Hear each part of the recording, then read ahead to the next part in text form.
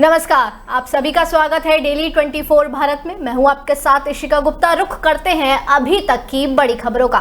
Delhi NCR में इन दिनों मौसम ने पूरी तरह करवट ली हुई है। कल भी तेज बारिश हुई थी और आज फिर से भारी बारिश ने जनजीवन प्रभावित कर दिया है। बता दें कि दिल्ली में कल जमकर बरसात हुई। कई इलाकों में मूसलाधार बारिश से लुटियंस दिल्ली में भी जल जमाव हो गया, जिससे जनपथ रोड का एक हिस्सा जलमग्न हो गया है। तो जनपथ से जंतर मंतर रोड जाने वाली सड़क भी पानी में डूब गई है। कई दुकानों में पानी भर गया है। आज भी दिल्ली, नोएडा समेत कई एनसीआर के इलाकों में तेज बारिश के कारण जलमग्न सड़कें दिखाई दी। सड़कों पर पानी भर जाने से ट्रैफिक जाम जैसी समस्या उत्पन्न हो रही है। सुबह के समय ऑफिस जाने वालों को भारी दिक्कतों का सामना भी करना पड़ा। हालांकि बारिश से गर्मी और प्रदूषण में काफी कमी आई है, जो दिल्ली के लिए राहत की बात है। दिल्ली में मानसून की बारिश का यह समय हर साल कुछ इसी तरह होता है। मौसम विभाग ने अगले कुछ दिनों तक बारिश की संभावना जताई है, जिससे नागरिकों को आगे भी सतर्क रहने की सलाह दी गई है। ट्रेन में सोने चांदी के जेवरात समेत कैश आदि चुराने के मामले तो सामने आते रहते हैं, लेकिन हाल ही में विसर्जन के लिए ले जाई जा रही अस्थियां चुराने का मामला भी सामने आया। इंदौर के एक बीजेपी नेता इसके शिकार बने। दरअसल इंदौर विधानसभा क्षेत्र 1 के मीडिया प्रभारी देवेंद्र इनाड़ी अपनी मां की अस्थियां विसर्जन करने के लिए हरिद्वार के लिए निकले थे। उनके परिवार के 8 सदस्य 20 जुलाई को लक्ष्मीबाई नगर स्टेशन से योग नगरी ऋषिकेश एक्सप्रेस ट्रेन में अस्थियों के साथ यात्रा कर रहे थे। इसी बीच रात के समय ट्रेन मुरैना और आगरा कैंट के बीच थी। तभी एक चोर बोगी S4 पे चढ़ा और चोरी की कोशिश कर रहा था। उससे पहले S1 बोगी में उसने चोरी की थी। फिर S2 बोगी में वो पहुंचा, जहां उसने बीजेपी नेता इनाड़ी की मां की अस्थियों से भरा झोला उठा लिया। इसी बीच अचानक जागे यात्रियों ने शोर मचाया और चोर को रंगे हाथ पकड़ लिया। यात्रियों ने मिलकर चोर की खूब पिटाई की। बाद में पुलिस को सूचना दी गई। पूछताछ में चोर ने अपनी पहचान ग्वालियर के चंद्रवंदनी नाका निवासी के तौर पर बताई है और चोरी भी कबूल की है।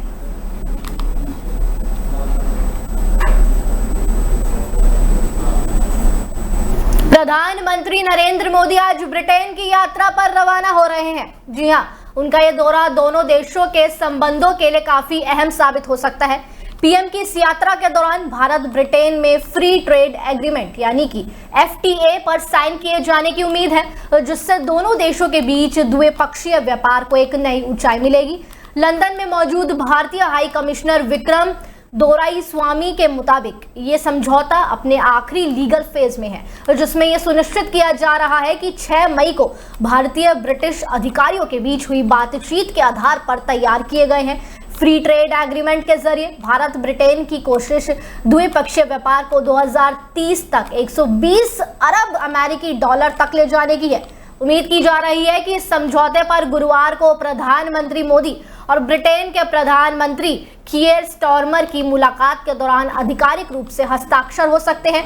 भारतीय हाई कमिश्नर दोराईस्वामी के मुताबिक FTA सिर्फ टैरिफ रिडक्शन तक सीमित नहीं है, बल्कि इसमें ट्रेड के नियम, custom arrangement, rules of origin, government प्रियोरिटम और सर्विस सेक्टर से जुड़े कई अहम मुद्दे भी शामिल होंगे। उत्तर प्रदेश से बड़ी खबर सामने आ रही है, जहां पर एक छोटी सी लड़की ने भारत का नाम जापान में भी ऊंचा किया है। कभी दिए की रोशनी में पढ़ने वाली बेटी आज अंतर्राष्ट्रीय मंच पर भारत का नाम रोशन कर रही है। सूत्रों के मुताबिक सिरोला गोरसपुर तहसील क्षेत्र के छोटे से गांव अगेहरा की रहने वाली पूजा पाल ने अपनी प्रतिभा, लगन और वैज्ञानिक सोच से जापान में देश का गौरव बढ़ाया है। कक्षा 8 की छात्रा पूजा ने एक ऐसा विज्ञान मॉडल तैयार किया है जो किसानों के लिए वरदान साबित हो सकता है।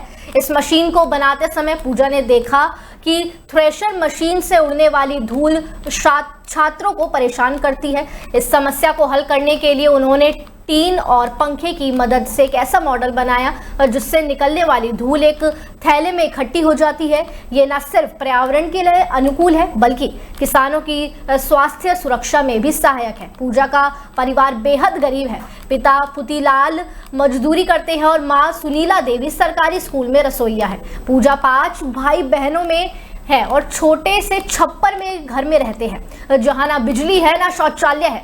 बिजली का मीटर जरूर लगा है, लेकिन खंबे से घर तक केबल खिंचवाने तक के पैसे नहीं है। फिर भी पूजा ने हार नहीं मानी। चारा काटने से लेकर पशुओं की देखभाल तक हर जिम्मेदारी निभाते हुए उन्होंने पढ़ाई के लिए समय निकाला और अपनी मेधा का लोहा मनवाया। धूल रहित थ्रेशर मशीन को तैयार करने में पूजा ने लगभग 3000 रुपए खर्च किए। ये राशि उनके परिवार की आर्थिक स्थिति को देखते हुए काफी बड़ी है, लेकिन इसी मॉडल ने उन्हें अंतर्राष्ट्रीय पहचान दिलाई और लाखों युवाओं के लिए प्रेरणा बनी। उत्तर प्रदेश की योगी सरकार ने महिलाओं को बड़ा तोहफा दिया है। मंत्रिमंडल ने मंगलवार को महिला के नाम पर खरीदी गई 1 करोड़ रुपए तक की संपत्ति पर स्टैंप शुल्क में 1% की छूट को मंजूरी दे दी है। अभी तक ये छूट राज्य में केवल 10 लाख रुपए तक की संपत्ति पर लागू थी, जिसमें अधिकतम 10,000 रुपए की छूट मिलती थी, लेकिन अब सरकार ने इस छूट को बढ़ाकर 1 करोड़ रुपए तक की संपत्ति के लिए कर दिया है। दरअसल उत्तर प्रदेश के मुख्यमंत्री योगी आदित्यनाथ की अध्यक्षता में मंगलवार को लखनऊ स्थित लोक भवन में कैबिनेट बैठक बुलाई गई थी। उत्तर प्रदेश सरकार ने एक बयान में बताया कि बैठक में कुल 37 प्रस्ताव पारित किए गए हैं। इस फैसले की जानकारी देते हुए उत्तर प्रदेश के श्रम मंत्री अनिल राजभर ने कहा कि सरकार का मानना है कि इस फैसले से मध्यम वर्ग की महिलाओं को संपत्ति की मालकिन बनने में मदद मिलेगी, जिससे न केवल उनका आत्मविश्वास बढ़ेगा बल्कि वे आर्थिक रूप से भी अधिक सक्षम और समाज में सम्मानित होंगी। भारत ने एक नया नोटम यानी कि नोटिस टू एयरमैन जारी किया है। पाकिस्तान के पंजीकृत विमानों के लिए ये नोटम जारी किया गया है। आपको बता दें कि एयर स्पेस पर प्रतिबंध को फिर से बढ़ा दिया गया है।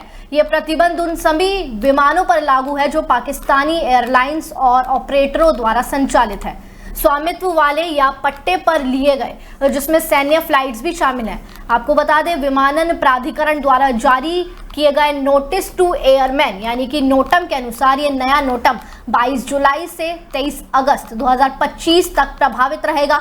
दोनों देशों के बीच तनावपूर्ण संबंधों के कारण एयर स्पेस पे प्रतिबंध को लागू रखा गया है। आपको बता दें, नोटम में स्पष्ट रूप से कहा गया है कि भारतीय एयर स्पेस पाकिस्तान में पंजीकृत ACFT और पाकिस्तानी एयरलाइंस ऑपरेटरों द्वारा संचालित स्वामित्व वाले या पट्टे पर लिए गए ACFT के लिए उपलब्ध नहीं है, जिसमें सैन्य उड़ानें भी शामिल की गई।